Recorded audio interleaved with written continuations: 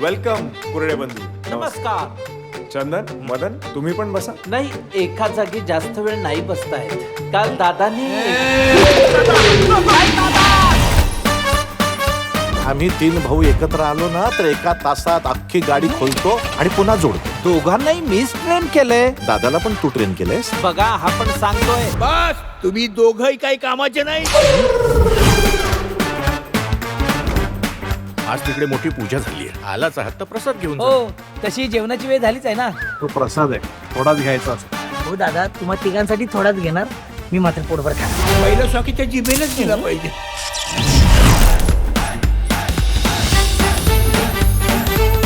माझ्या मागे कुंड लागलेत.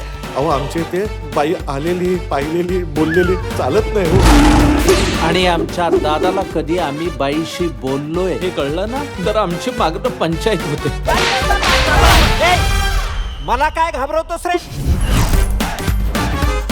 तुम्ही इथवर आलाच आहात तर घरी चला ना. दादा, कोणाशी बोलताय तुम्ही? इथे कोणी नाहीच आहे, मग बोलणार कोणाशी?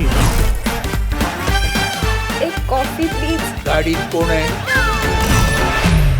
चंदनदा, मदनदा, तुम्ही दोघांनी काहीतरी डेंजरस कांड केलाय. आता काय करायचं? त्रिपम मार्गबंदिस्तम त्रिपम मार्गबंदिस्तम. वय काय? माझं नाही, माझ्या आजोबाचं. ते मला कसं माहिती असणार? एक खून माग पाहिजे होता, पहिला तुझाच खून केला. मला व्हिडिओसाठी कॅप्शन पण सुचलाय. गेलो जरी जगातून, रील्स टाकू ढगातून. कडाक.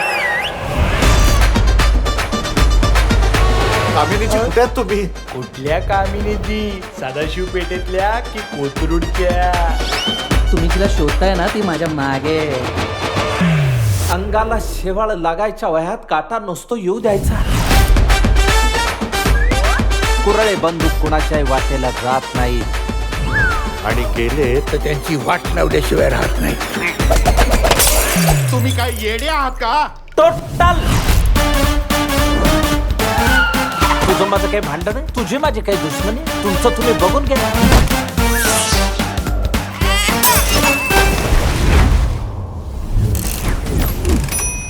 आमच्याकडून नेमकी काय मदत पाहिजे तुम्हाला?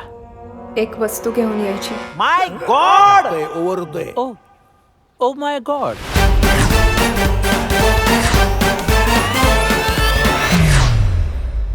बस